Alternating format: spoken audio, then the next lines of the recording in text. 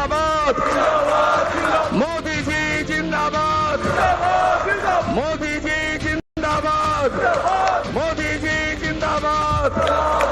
मैं श्री शुभेंदु अधिकारी जी को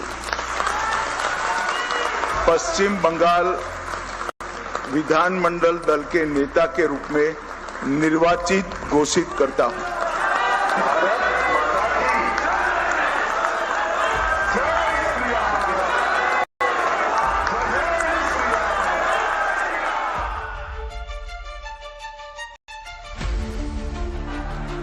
शुभेंदु अधिकारी के नाम के साथ कल से पश्चिम बंगाल के मुख्यमंत्री वाली डेजिग्नेशन जुड़ जाएगी। उन्हें बंगाल में बीजेपी के पहले मुख्यमंत्री के तौर पर बुलाया जाएगा। गृह मंत्री अमित शाह ने सारे कयासों और दावों पर विराम लगाते हुए शुभेंदु के नाम पर मुहर लगा दी। पश्चिम बंगाल के नए नवेले विधायकों की बैठक में शुभेंदु अधिकारी को सीएम वाला ताज पहना दिया। लगभग 8 प्रस्ताव और समर्थन प्राप्त हुए हैं और सभी प्रस्ताव और समर्थन एक ही नाम के मिले हैं। उसके बाद दूसरे नाम के लिए भी सबको समय दिया गया, पर्याप्त समय दिया गया, मगर कोई दूसरा नाम नहीं आया है। इसलिए केंद्रीय पर्यवेक्षक के रूप में मैं श्री शुभेंदु अधिकारी जी को पश्चिम बंगाल विधानमंडल दल के नेता के रूप में निर्वाचित घोषित करता हूं। अमित शाह ने चुनाव से पहले ऐलान किया था कि बीजेपी जीती तो बंगाली मिट्टी में पैदा होने वाला बंगाल का मुख्यमंत्री बनेगा।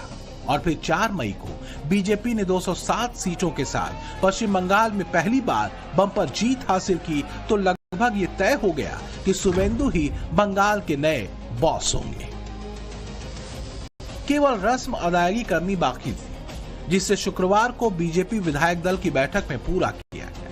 मोदी और शाह के भरोसेमंद करीबियों में शुमार शुभेंदु के नाम का ऐलान होते ही हर तरफ जश्न का माहौल है।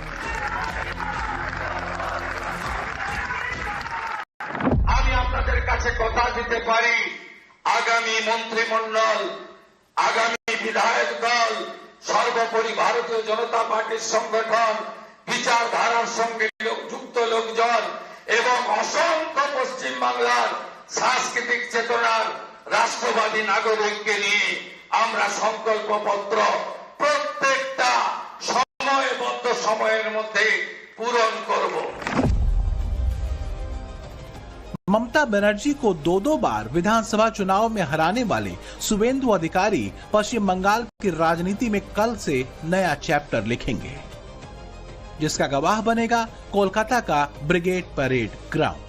शनिवार सुबह 11 बजे होने वाली शुभेंदु अधिकारी की शपथ के लिए तैयारियां लास्ट स्टेज में हैं।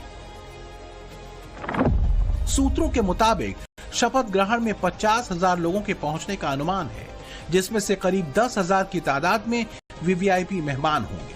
प्रधानमंत्री नरेंद्र मोदी, गृह मंत्री अमित शाह के अलावा बीजेपी शासित राज्यों के मुख्यमंत्री होंगे। संत, महात्मा, फिल्मी हस्तियां और कई बड़े बिजनेसमैन को भी न्योता भेजा गया है। पॉलिटिकल किलिंग का शिकार हुए बीजेपी कार्यकर्ताओं के घर वालों को भी स्पेशल तौर पर बुलाया गया है।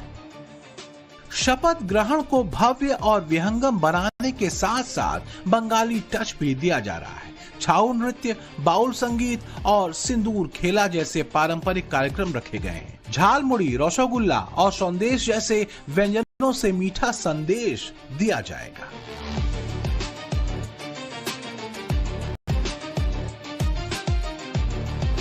कोलकाता का ऐतिहासिक परेड ग्राउंड जो है इस वक्त तैयार हो रहा है। आप तस्वीरों में देखिए, ये मुख्य मंच है जहां पर शपथ ग्रहण का समारोह होगा। देर रात से यहां पर जो वर्कर हैं काम कर रहे हैं और इसको कल तक पूरी तरीके से तैयार कर दिया जाएगा। ये सवाल है, क्या ममता बनर्जी शुभेंदु अधिकारी के शपथ ग्रहण का हिस्सा होंगी? जिस कुर्सी के लिए 15 साल पहले शुभेंदु अधिकारी ने ममता बनर्जी के लिए संघर्ष किया, क्या अब वो उन्हें मुख्यमंत्री बनता हुआ देखेंगी? क्योंकि 6 साल पहले यही शुभेंदु अधिकारी टीएमसी में बड़ा चेहरा हुआ करते थे। ममता बनर्जी के राइट हैंड से लेकर सियासी वारिस तक शुवेंदु को माना जाता था, लेकिन अचानक ममता के भतीजे अभिषेक बनर्जी की एंट्री ने शुवेंदु के लिए समीकरण बदल दिए। शुवेंदु अधिकारी जमीन पर डटे रहे, मगर अपने दृढ़ संकल्पों को कमजोर नहीं पड़ने दिया। 19 दिसंबर 2020 को अमित शाह की मौजूदगी में बीजेपी का झंडा थामा। वही अमित शाह बीजेपी की प्रचंड जीत के बाद पर्यवेक्षक बनकर कोलकाता गए तो शुवेंदु को सीएम बनाने के अलावा उनकी कैबिनेट का खाका भी तैयार कर दिया। ये भी क्लियर कर दिया गया कि पश्चिम बंगाल में कोई डिप्टी सीएम नहीं होगा। कल होने वाले शपथ ग्रहण के बाद पश्चिम बंगाल के नए मुख्यमंत्री सीधे राइटर्स बिल्डिंग जाएंगे, जो कि राज्य सरकार का सचिवालय है। 2013 में ममता बनर्जी ने इसे हावड़ा के नौबन्ना में ट्रांसफर कर दिया था। शुवेंदु राइटर्स बिल्डिंग पहुंचकर राजनीतिक रूप से प्रतीकात्मक संदेश देंगे, जिसके मायने यही है कि ममता बनर्जी अब बीती बात हो गई। बंगाल में अब भगवा दौर है।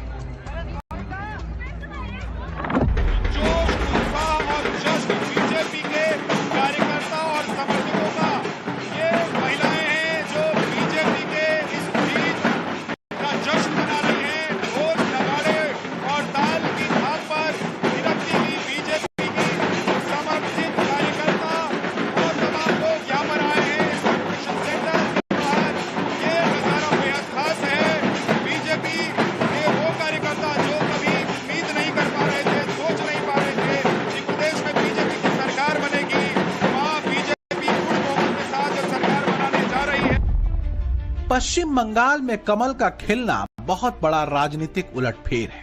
अब सवाल उससे आगे का है। शुवेंदु अधिकारी के सामने बड़ा चैलेंज उम्मीदों पर खरा उतरने का है। शुवेंदु अधिकारी के सामने चुनावी नतीजों के बाद हुई हिंसा पर लगाम लगाने की चुनौती है। बंगाल में लॉ एंड ऑर्डर मेंटेन करना भी शुवेंदु के एजेंडे में टॉप पर होगा। घुसपैठियों को बाहर का रास्ता दिखाना भी शुवेंदु सरकार के जहन में रहेगा। विकास और रोजगार को रफ्तार देने की प्राथमिकता भी नई सरकार के लिए होगी। पश्चिम बंगाल में बगैर किसी विवाद के सरकार कैसे चलाई जा सकती है, शुवेंदु को ये करके भी दिखाना होगा। आज बंगाल जो 50 साल और उससे ज्यादा कुछ नहीं मिला, आज वो बंगाल को हम लोग सब कुछ देंगे। And first and foremost law and order, महिला का सम्मान। माँ दुर्गा माँ काली पूजा करते हैं, लेकिन असली माँ दुर्गा माँ काली का सम्मान कहाँ है? तो सबका सम्मान, सबका सुरक्षा वापस लाना, ये हम लोग का वादा है, मोदी जी का वादा है। और हम लोग मोदी जी के सैनिक है, भाजपा के सैनिक है, इसके ज्यादा हम लोग का कोई एक्सपेक्टेशन नहीं है। पश्चिम बंगाल अभिशाप मुक्त हुई और ये पाप मुक्ति हुई। ये पाप थी ये तृणमूल सरकार।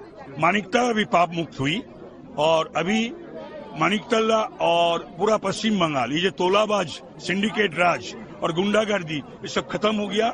ये हम सब मिलकर खत्म करेंगे इसको। नहीं, ये भाजपा का ही क्रेडिट है, प्रधानमंत्री नरेंद्र मोदी जी का है, अमित शाह जी का है और हमारा जो लीडर है शुवेंदु जी है, सौमिकदा है, उनका है। और ये इसका पूरा ही जिम्मेदारी और जो भी इनका credit goes to the people of Uttarpara और the larger aspect people of Bengal, जो चाह रहे थे कि चेंज, वो चेंज।